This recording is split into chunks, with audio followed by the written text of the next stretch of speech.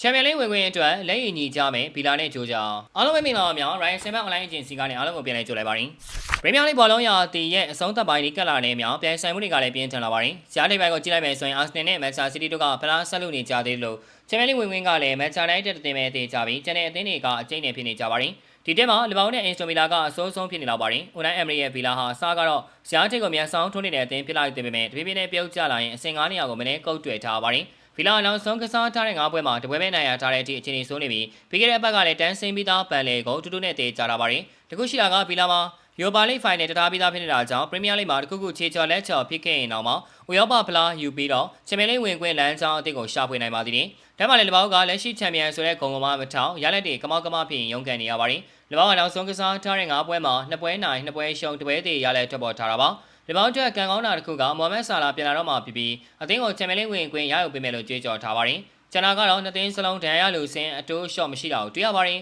။နှစ်ဖက်အသင်းထိတဲ့တွဲဆုံမှုဆိုရင်တော့နောက်ဆုံးတွဲဆုံမှု6ပွဲမှာလီဗာပူးက2ပွဲနိုင်ပြီး3ပွဲသေးကြတာပါတယ်။လီဗာပူးက FV ဆိုရင်ဗီလာကိုအနိုင်ရတက်ပေမဲ့ဗီလာပတ်မှာ200တီဆက်လိုက်သေးကြတာပါတယ်။လီဗာပူးနဲ့ဗီလာကရမှတ်တူနေကြတဲ့အပြင်အနောက်မှာလည်းဘုံမောက်ကကတ်လိုက်နေပြီးဖိအားပေးနေပါသေးတယ်။ဂျိုဂျာတို့ကအမှတ်ပို့လို့အပ်တာကြောင့်ရေကုန်ရေကန်ကစားကြမယ်ဆိုပေမဲ့ထုံးစံတိုင်းတပတ်တကုန်းစီလောက်နဲ့ပဲဗီလာပတ်မှာလက်ရည်ညီကြဖို့များနေပါတယ်။ကြည့်ရှုပေးကြတာကျေးဇူးတင်ပါတယ်။